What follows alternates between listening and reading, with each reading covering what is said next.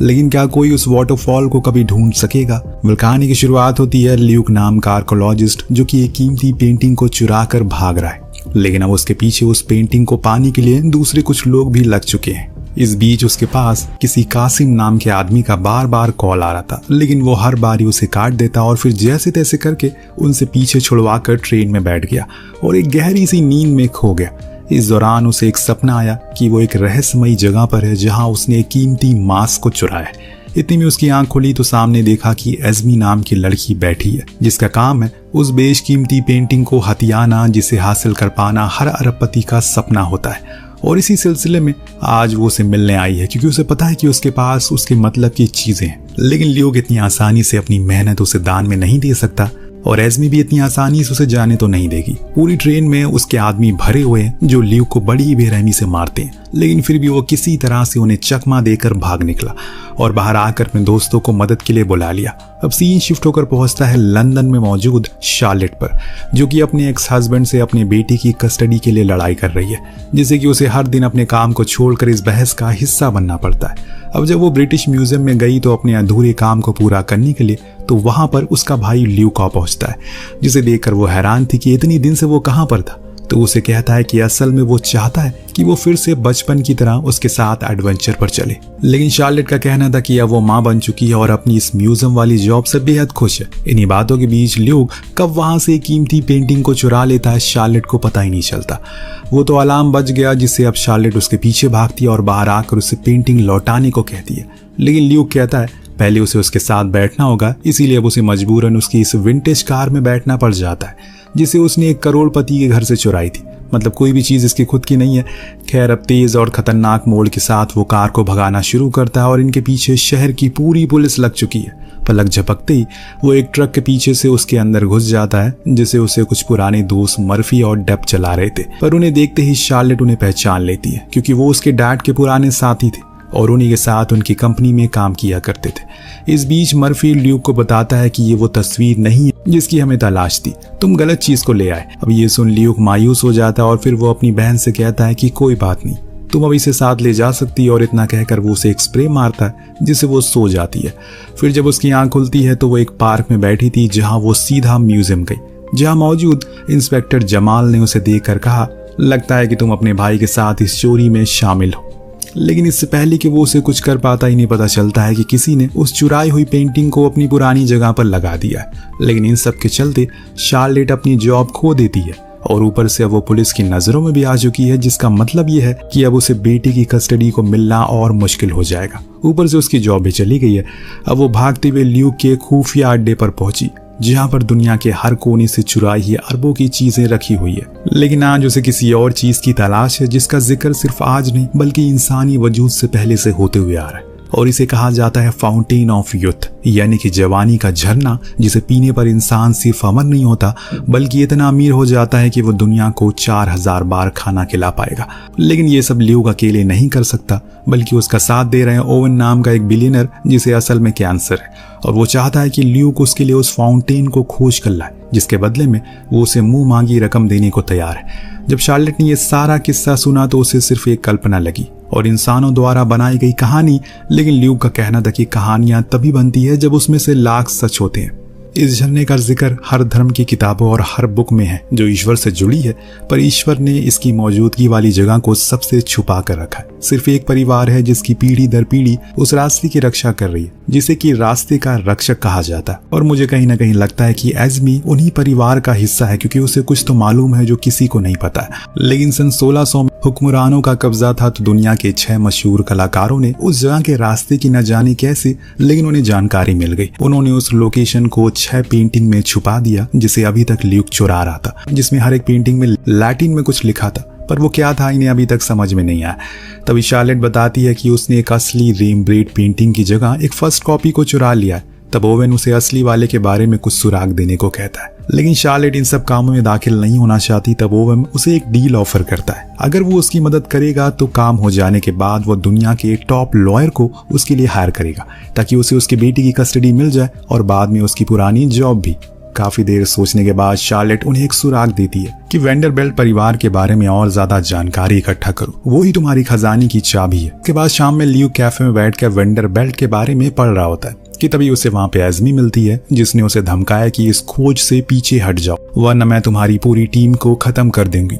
लेकिन ल्यूक के ऊपर इस धमकी का कोई असर नहीं पड़ा। अब इसके बाद वो अपने भांजे के कॉन्सर्ट में गया जहाँ पर शार्लेट भी मौजूद थी, जिसे उन्हें बताया कि वो उसे असली पेंटिंग का पता चल चुका है, उसे आखिरी बार कहाँ पर देखा गया था। बातों ही बातों में वो उसे भी मना लेता है अपने साथ चलने के लिए और फिर हम पूरी टीम को आयरलैंड में देखते हैं। दरअसल उस पेंटिंग को आखिरी बार एक शिप में देखा गया था जो कि डूब चुका है और अभी महासागर के नीचे है, पर इन्हें वो पेंटिंग किसी भी हाल में चाहिए और इसीलिए ये लोग क्या करते हैं कि सबसे पहले तो एक ड्रोन को नीचे भेजते हैं जिसने उस डूबे हुए शिप को फर्स्ट क्लास वाले हिस्से को काट दिया और फिर उसके पास एक स्विमर बैलून लगा दिया जिसकी मदद से वो अपने आप ही पानी के ऊपर आ जाता है। यानी कि अब इनका काम और भी आसान हो चुका है। तुरंत ही ल्यूक और शार्लेट उसके अंदर गए और एक एक चीजों को खंगालना शुरू कर देते हैं। इस दौरान उन्हें एक लॉकर भी मिलता है जिसके अंदर कुछ कीमती ज्वेलरी थी जिन्हें ल्यूक चुराना चाहता है, पर शार्लेट उसे ऐसा करने से मना करती है। वो कोई लुटेरे नहीं है तो इसीलिए हम वही ढूंढेंगे जिसके लिए हम यहाँ पर आए।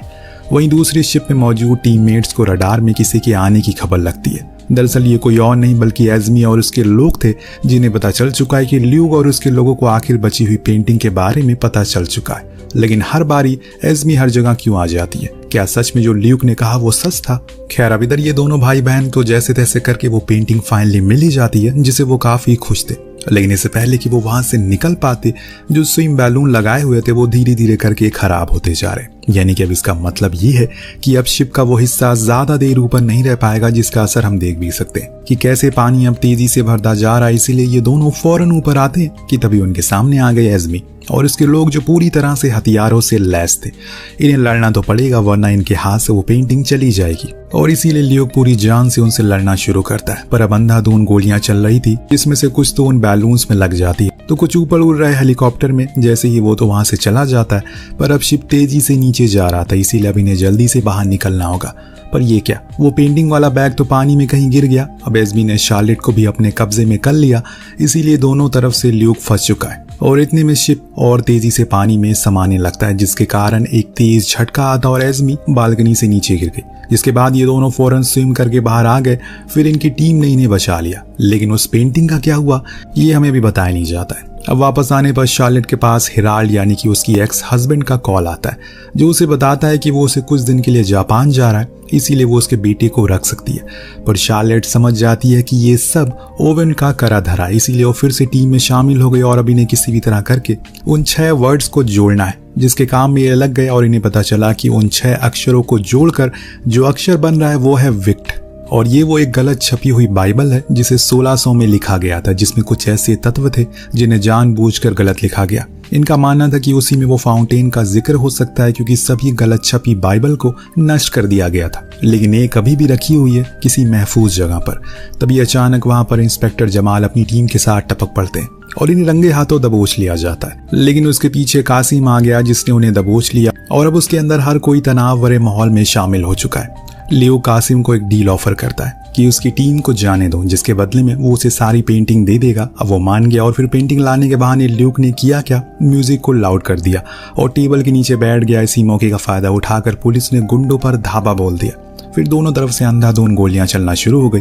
इसी बीच ल्यूक पीछे वाले रास्ते से भाग निकलता है अपनी टीम के साथ। हालांकि पुलिस ने सभी को मार दिया पर उन्हें वो पेंटिंग नहीं मिली, लेकिन हाँ सुराग जरूर मिल गया कि वो विक्ट बाइबल का। दूसरे सीन में हम ल्यूक को एक रेगिस्तान के बीच में देख जहां पर वो सोने के कलेश में पानी पी रहा है कि तभी उसके सामने खड़े शार्लेट और थॉमस तेजी से बूढ़े होने लगते हैं, जिन्हें देखकर वो कलश तोड़ देता है और बूम, तभी उसकी आंख खुल जाती है और हमें पता चला कि ये बस एक सपना था।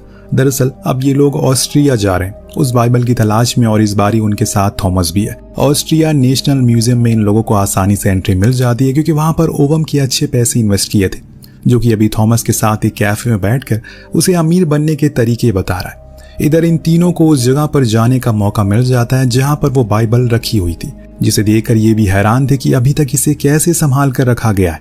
उधर बाहर खड़ा इनका एक साथी देखता है कि म्यूजियम में एस्मी के लोग भी पहुंच चुके हैं। यार ये एस्मी हर जगह पहुंच जाती है, इसीलिए वो इस बारे में ल्यूक को जानकारी देता है और वहां वो स्टाफ मेंबर इन्हें बताती है असल में एक और गलती की वजह से इस बाइबल को आज तक किसी ने ढूंढा नहीं। इस बीच बाहर ल्यूक को एस्मी से मुलाकात हो जाती है। फिर क्या था, दोनों में भयंकर भिड़ंत होती है लेकिन अंत में जीत ल्यूक की होती है। पर अब ये लोग बाहर ही नहीं निकल सकते, इसीलिए इन्हें अब प्लान बी अपनाना होगा, जिसके लिए वो उसी जगह पर छोटा धमाका करते हैं, जिससे होता ये है कि वहाँ एक रास्ता बन गया, जिसकी मदद से ये लोग बाहर मैनहोल के जरिए फरार हो गए उस बाइबल को लेकर। इस बीच ओवन पर भी कुछ लोग हमला करते हैं, लेकिन ओवन ने उन्हें जमकर सामना किया और थॉमस को कुछ भी होने नहीं दिया। इधर ये जमाल अपने लोगों के साथ म्यूजियम में पहुंचा और छानबीन करना शुरू कर दिया, और इधर होटल में ये लोग उस बाइबल के बॉर्डर पर लिखे 7 वर्ड को समझने की कोशिश करते हैं, लेकिन किसी को कुछ समझ नहीं आता असल में वो क्या है। इस बीच शार्लेट टीम छोड़ने की बात करती है, क्योंकि अब उसके बेटे पर भी खतरा मंडराने लगा है।